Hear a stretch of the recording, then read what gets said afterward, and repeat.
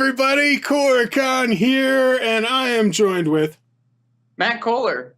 You should know him if you're on this channel. We've recorded a lot of things, unless you were a fan of Young Justice, because those all went away. Yep. Copyright. But anyway, R.I.P. you had seen this movie we're going to talk about, They Shall Never Grow Old. You saw this a few weeks ago. Yeah, it was like late December because Right. we did a year in review, and I actually semi-reviewed this movie on there. That's true. Telling you that it was the best movie of 2018 because I saw it in 2018, and I was just like, do yourself a favor. I didn't think it was going to come back out, and so the fact that you're like, I'm going to go see this and we should review this today, I'm like, yes, we should. Yes, because you've been wanting to talk about it for a few months now. And I did. I finally saw it today. And I gotta say, man, incredible. Just so incredible. And one of the things I loved is, and you have to stay after the credits. Because after the credits, they have a 30-minute documentary talking about, you know, how they restored the footage, you know, how they colorized it. Mm-hmm. I love the details of how they were dealing with frame rate. Yep. Just because back then you had to do the physical cranking of the camera. And so a lot of the footage had different frame rates. Mm-hmm. Like they would have 10 frames a second or 13, 14, 18 frames a second, you know, and they had to get it to 24 frames a second. And they even showed comparisons of like if they had 1 minute or one frame too fast or one frame too slow, how it looked off. Mm-hmm. The detail of all of that. Well, they had 600 hours of footage from World War I that they sifted through. No, they had 100 hours of footage. They had 600 hours of audio. Okay. So no matter what, a lot of stuff that they had to sift through. Mm-hmm. It is, I mean, I said this before. It was probably the most. It was the best experience I've ever had in a movie theater because I've never seen anything like it. Like, how many times when you go in a movie theater and it's like, okay, I've seen everything that has been on the screen. Mm-hmm. You know, I'm not old enough to have been when, you know, Star Wars came out or when, you know, there's certain movies where I saw that I was like, oh, wow, I've like never seen this before. But never before the entire audience went, oh. Yeah. Like that moment the lens went down. And it's just like. Yeah. So they were showing the footage in the original ratio, which was like a 4:3. Mm-hmm. And then they were kind of slowly zooming in on it. And as they were doing that, the resolution was still staying the same, which that amazed me. But when they got to the full theater resolution, all of a sudden this. And then they didn't do, it wasn't like stark, but they did a slow colorization that came in, and then you see the frame rate working, and oh my, yeah, I did the same thing. I was like, whoa. It was literally like they put glasses on you when you saw it. It was incredible. And I love because at first, I'm not going to lie, I started watching this. I'm like, this is a fucking ripoff. I'm like 20 minutes into this movie, and like I don't know what the poster was showing, but it's all black and white still. So I don't know and then all of a sudden that happened. Alfred Hitchcock, because Alfred Hitchcock said you bore your audience the first 30 minutes, and then like the most important thing happens in that, like at that point. And that's what it felt like. I was like not bored, but I was like, I don't see the point yet. Right. Well, and the way they framed it in the movie was, in the beginning, they were talking about like how Britain had declared war against Germany. And then everyone was being recruited, and you go through some of the posters, and then they would have like the recruiting process. And joining and then some of the training, but they didn't colorize it and do everything else until they were in the trenches, basically. So I think that was a good moment to do that, because it like you're going, okay, this happened in the past. You know, I can at least see what the original footage looked like and get a frame of reference. But then to like bring it into reality at the moment that they were in the worst part. I wonder, they had to have done testing, because I think in Peter Jackson's mind, he was like, all right, I have to get the audience accustomed to that old footage before showing what we did. Because if you just do it like right out of the gate or 3 minutes in, people are not used to it. And it's just like, oh, it's just colored stuff. That's kind of cool.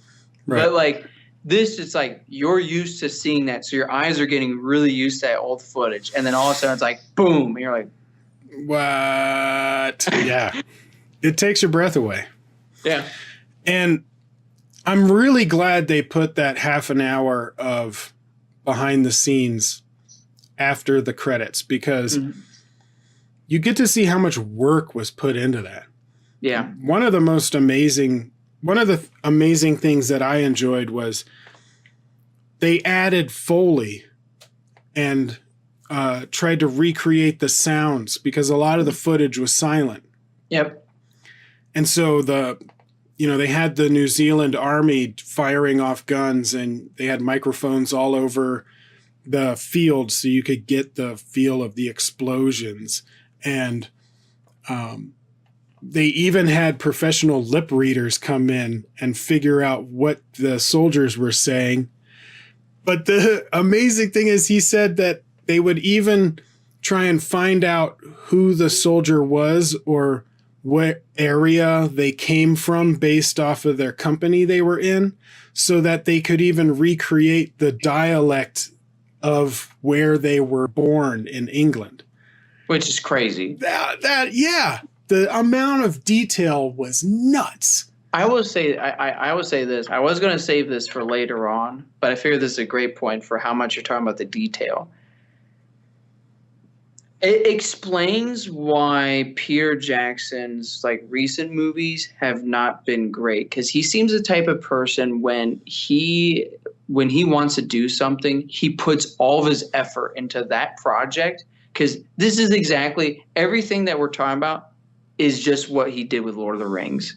True. You know, he put all that effort, all that Foley work into it to recreate. Like they just literally were clashing swords. They would go onto battlefields. They would get like all this stuff around it to create Lord of the Rings. Or it wasn't just like a movie experience. It's like, geez, it pretty much feels like I'm living it.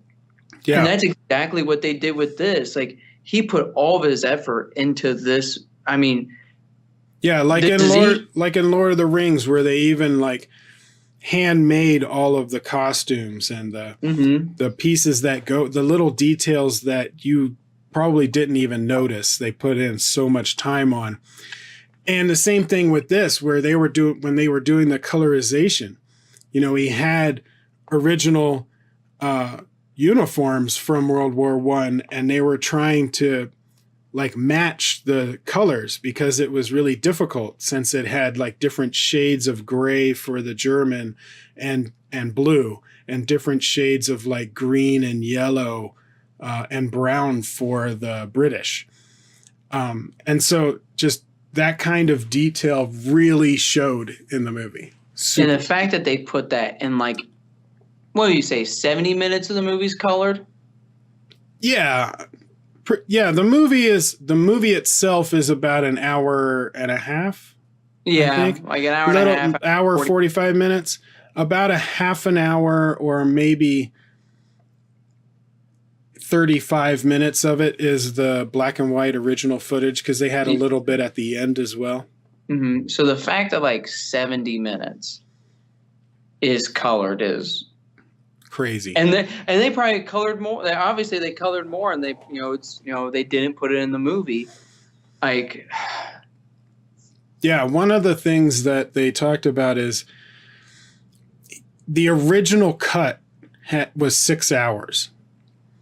Yeah. Because they had stories of the women that went to work and a few years later got the right to vote.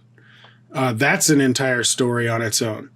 You had the other people a part of the British Empire at the time, like Indians, Malaysians, Chinese, that also fought in the war. And I would like to see those stories. Yep. And then, stories of the Americans, of course, that were involved. So the amount of footage he had, he could do a Ken Burns documentary, like a 3-part miniseries of 2 hours each. But I think it would be cool if he made individual films of those different stories. I would like to see, the Indians that were involved and what their experience was, and the women that had to go to work and worked the factories and put in their all. Yeah. To see that storyline. So that's always been kind of the biggest thing, is that World War I is the least talked. Like once World War II happened, everyone forgot about World War I. It's like, because it's literally a story. It's the perfect story. I hate saying it that way, but in a lot of ways it is. You got your bad guy, you got your good guys. You have it's clear cut. Where like World War I is just like, Yeah, in World War II, you have an evil focus. You have the Nazis, you have Hitler, you have Himmler. Like you have the axis of evil that you're fighting against. In World War I, you had an assassination, and then countries were starting to go against each other, and it built to a point where you had a world war. But there was no clear enemy in a way. Yeah. And even the soldiers, when they were fighting each other, they weren't mad at the other side. Which I always love those parts. Yeah. Like in the documentary, they're like hanging out with them and talking with them, even if they're captured. And it's just like, I don't want to kill you. I was told to. Well, and the conditions in the war were so bad that they were saying that even when the Germans were captured, they were relieved because their part is over. Yeah. They're like, I don't have to do this anymore. And so they were relieved, and you basically just tired down the opposite side is how the war ended, pretty much. Which, by the way, that footage was disgusting. When they showed their boots being taken off. Oh, yeah. And they did not hold back. Like, no. If you are queasy for violence, you may want to be prepared for this, but... Well, you probably shouldn't go into a documentary about World War I, where most of it is about people dying. True. But they had footage of people just sitting around with bullet holes in their arm, or one guy that had a chunk of his tricep pulled off. They showed dead bodies with maggots all over it. Mm-hmm.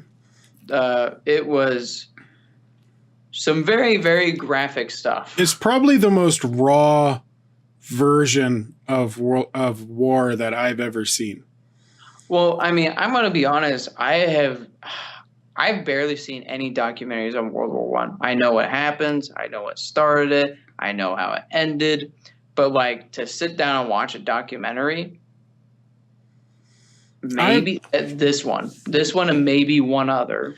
I've seen a couple, but again, it's kind of the PG or PG-13 version of the events, and they didn't get into the little nitty-gritty details. Like the detail of how they cooked something. Maybe they were boiling water for tea or cooking food or whatever. That they had to use really small sticks to set the fire, because if they had smoke, then it gave away their position and they would get bombed. I never thought about that. Yeah. I never considered that, or how they went to the bathroom where they just had... Oh, I never noticed that either. They just have that log. Yeah, they just have a plank of wood and they sit over it next to each other total view of everybody. And that part was disgusting, where the log broke, yeah. and the guy went into all the poop. Yeah, but I never considered that. Mm-mm.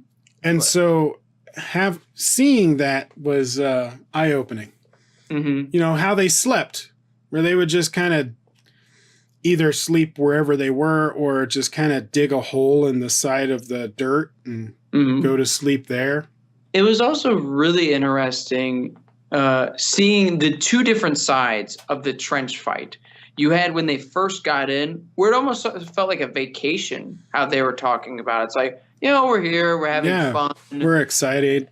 And then like when the generals and everyone were like, it's a go time now. Everyone needs to be, and the part where they're like, pointing the guns at them, it's like, you're either going to get shot by them or you're going to get shot by us. Like, like you better choose. You better run full force at them or you're going to get shot if you don't. Yeah, and like that one scene where you had all of the guys sitting in that one the one area. It was on this kind of road, but they were about to storm an area. Yep. And pretty much all of them died. Yep. But you can see like terror, like pure fear on their faces, because they know it's a suicide mission, but it's their duty. It's crazy the footage that they got back then. Yeah. It's like, first of all, like, let's just think about that real quick, the footage. It's like, we both know the type of cameras that they had back then. Yeah. It's like the same stuff as like, how did like a bunch of history, like when like Germany bombed a bunch of like, pretty much old articles, old, like pretty much just like libraries back in the 40s. And like most of them standed. Like we still have a lot of like recorded history from that. It's like the same thing. It's like when you try to think about it too hard, it's like, how did this footage survive? Like, yeah, it's because all those people are dying. Maybe they were not trying to hit the photographers. Maybe that was it. It's like, well, I think the photographers and the filmmakers, they came into an area, got their footage, and then they left. Yeah. And so also I'm sure some of them died, but they were in and out. They weren't there. Yeah, they weren't like literally on, like as they're charging right behind them, like it was Vietnam. Right, exactly. But I will say, I mean, like, just seeing those two different sides of when they're first there and when, the final days when they're charging and when like it was go time, when it was more of the war of attrition stuff, it was very interesting seeing the two sides and just seeing how much more petrified they were and knowing that they probably weren't going to make it. Yeah. I mean, the conditions were insane. Like I can't even imagine. And obviously, the worst thing of it all was not even the war, was them returning. And that's the saddest thing. Yeah, that was crazy how... Now, on one hand, I can see why. Because England was separated from the war. It happened in France and Germany. Like, it wasn't in England.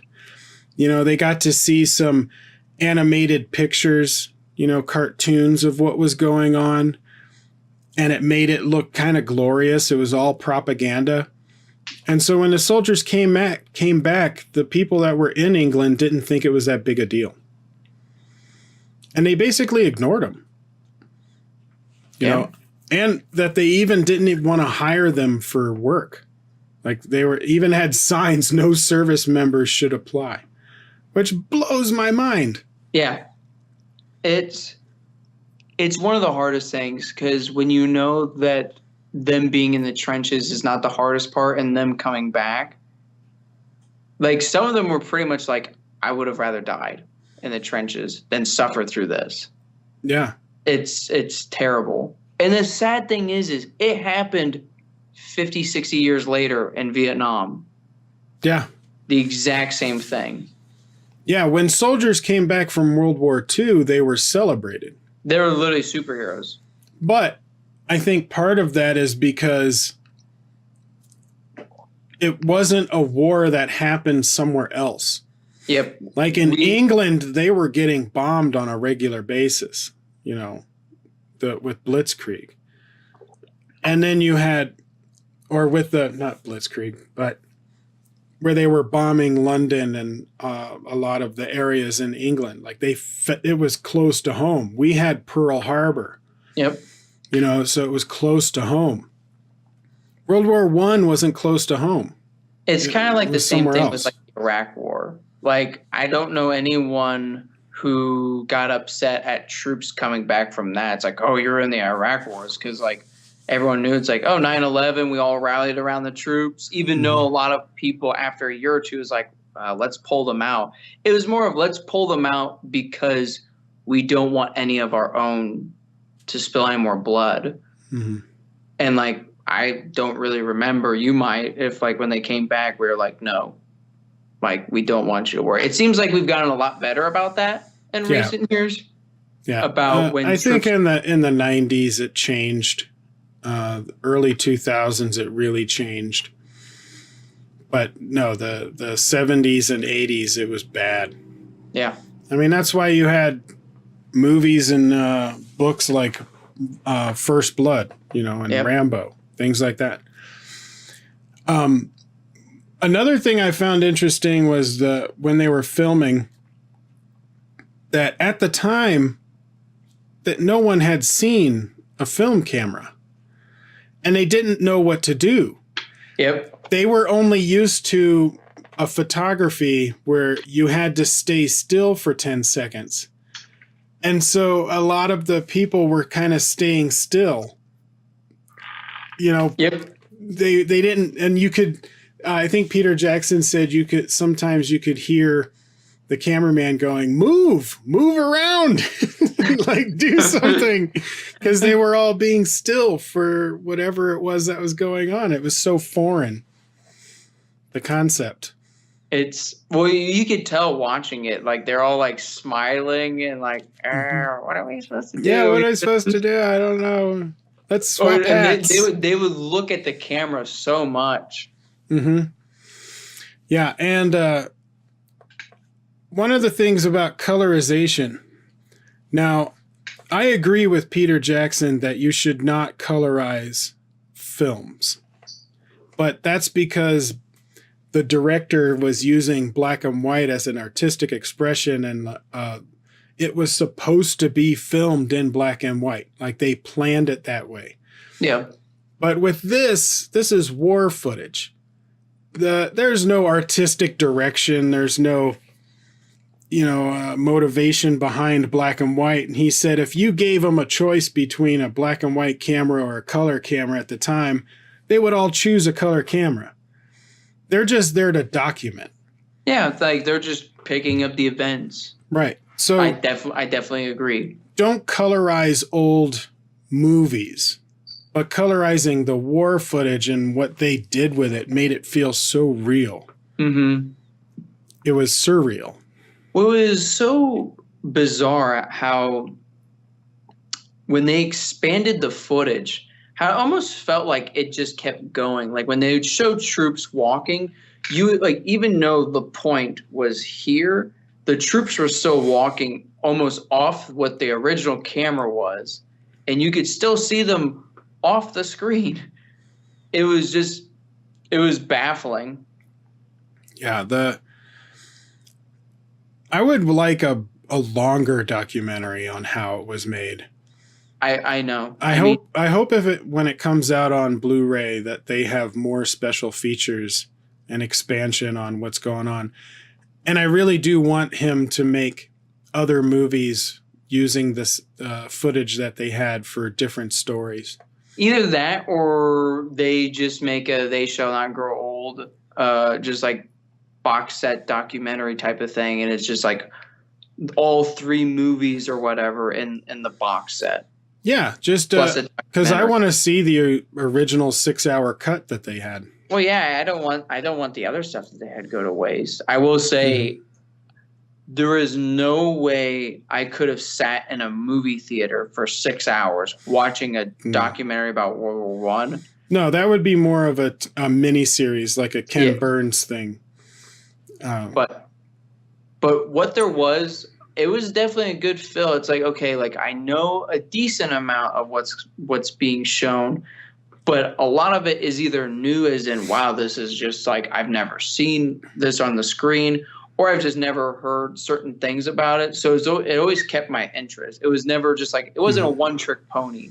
No. It's like, oh, look, we colorized it and did this. Woo, cool. Yeah, and there was no...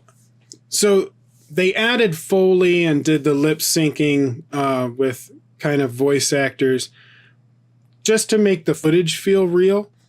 Mm-hmm. But the actual narration was not a narrator. It's not like David Attenborough talking about the war. Yeah, it was just like... They had all of the audio from the 1960s and 70s that the museums and the archivers had recorded interviews of the people that were there.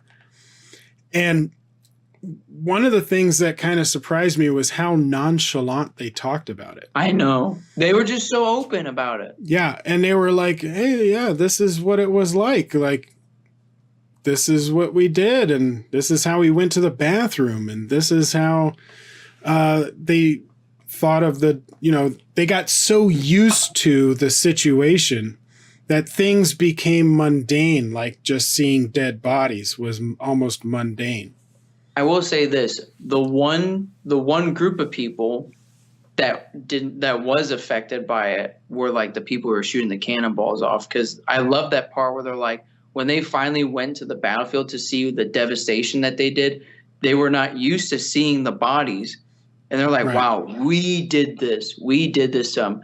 And my great uncle, he was in World War II and he was a bombardier, and he was active all 4 years, and he would never talk about it because he knew he killed a lot of people, some civilians, some not.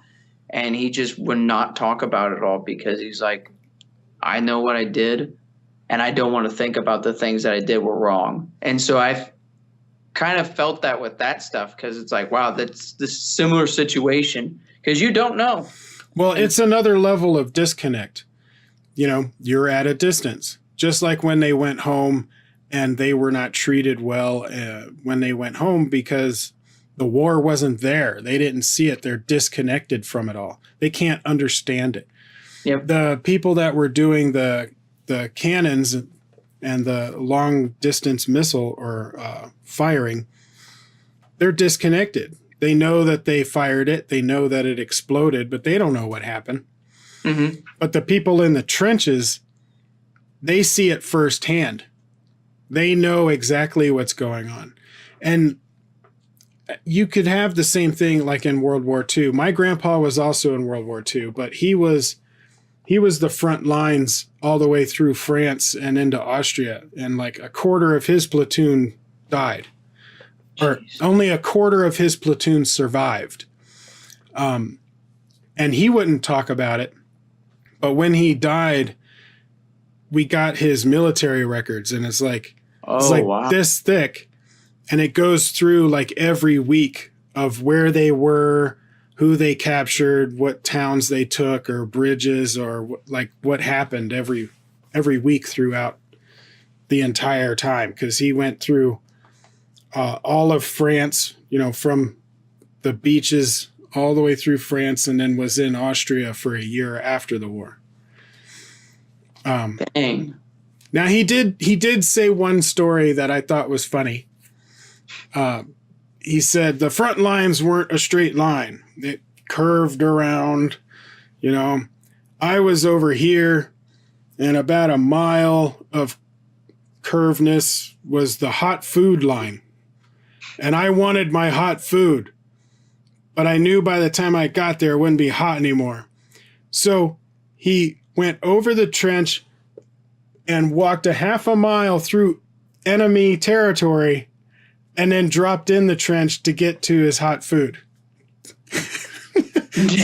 And I'm like, Grandpa, you've been in war too long when hot food is more important than getting shot by the Germans. And he was like, I wanted my hot food.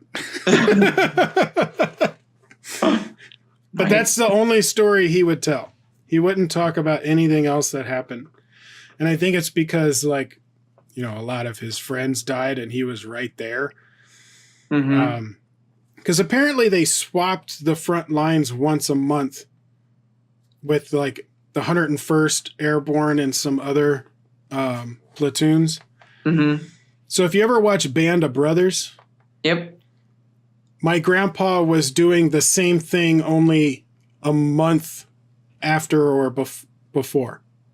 Oh. So like a month before, I guess you would say. Month after, whatever. But basically, one of the two. You watch Band of Brothers and then just think about when they went to go take their rest. My grandpa was doing the same thing. Mm-hmm. Just at a different time. So, but I never really thought about World War I, except for when you're looking at the behind the scenes or talking about Tolkien from Lord of the Rings, that a lot of his ideas for Lord of the Rings came from his experiences in the trenches of World War I.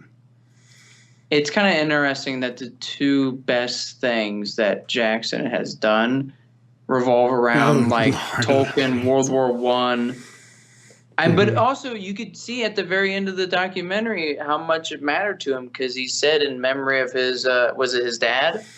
No, it was his great grandfather. Yes. And his great. I thought it was a grand. Or maybe it was, his grandfather. Because he's like 20. His years. great uncle. Yes. And then also his partner, Fran Walsh, her grandfather. Mm-hmm. That were in World War I. So, yeah, it was one of the things that I'm upset about, not really, kind of.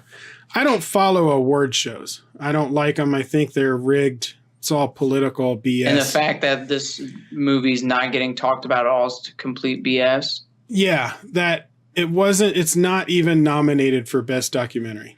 Yep. I know. That is insane to me. I don't know what other documentaries came out this year that are better than that. I don't know a documentary in the last 10 years that'd be better than this. This is one that sparked my interest in the fact that I was like, I've never seen anything like this before. Yeah. I was blown away. Maybe he didn't submit it to the Academy. Maybe he just didn't care. Yeah. Because it honestly seems like he just did it for himself. Because and the museum or the yeah. Because they asked him to do it. It didn't seem like something he was worried about getting recognition for. It was more of I want to do this because I think it's good. Yeah. And that might be the best reason to do it. And it showed, because was it Weta? Was it Weta Workshop that did it, or no? It was a couple of them, but Plan 9 was one of the big ones that worked on it, and also the company that he owns, I can't remember the name of them, that did the colorization and the restoration of the footage. They did an amazing job, just truly amazing. Anyway, I think that's about it. Do you have anything else to say? What would you give it? Oh, an A. Yeah. I mean, if we're doing pluses, an A+. I mean, it's the best documentary I've personally ever seen. I haven't seen a lot of an abundant amount. I've seen fiction movies, but this is definitely the best one. I would give it an A. I wouldn't give it an A+, I guess I would give it an A because it was very focused on a specific narrow point of the war. Which So more is personal. it was more of a good thing and a bad thing in a way. Like, it was good that I got to see the small details of the experience of a British soldier. Mm-hmm. But there's so much more with World War I that I would also like to see. That's why I want him to make the other movies, to talk about the women's impact, talk about the Indians' impact and the Chinese impact and the Malaysian. Yeah. Like, I want the Americans, even on Germany's side, what they were like. There's so much to do with it that it felt too focused in a way. But that's it. That's my only thing. So it's more of a personal and not like, because, I mean, obviously we both know there's no way they could have put all of that in a 2-hour movie. And the reason why I'm giving it the grade it is one, they executed something I didn't think was ever going to happen. And how many times do you really get that shocked or surprised in a movie theater? You know, with twists and storylines, yes, but technology-wise, no. I mean, like, after the 2000s, you're like, everything's kind of been done. And then, like, when something like this happens, you just go like this out of your seat, like, I have to see this. Mm-hmm. And this is a movie that, if you get a chance, even if you hate documentaries, it's like something that you just have to see just to understand, like, what. Yeah. I would highly suggest it to anybody. So let us know what you think of the movie, and if you haven't seen it, go watch it. Go watch it in the theater. Yes, exactly. Go see it in the theaters, and if you, for some reason, is like, I don't want to, at least watch a documentary on how they did it to understand what we're talking about, and like how much of a master. It's one of those things. It's one of those things that you should experience in a theater. You need to experience it on a big screen with a great sound system. Yeah, there's not many of those movies that exist throughout your lifetime, and this is one of them. Yeah. Like, I will be sad when it's on Blu-ray and I won't be able to experience that again. Exactly. So go see it in the theater if you haven't. It's playing at all the local theaters now. All of Matt's stuff is in the description below, along with mine. So check that out, and we will see you on the next video.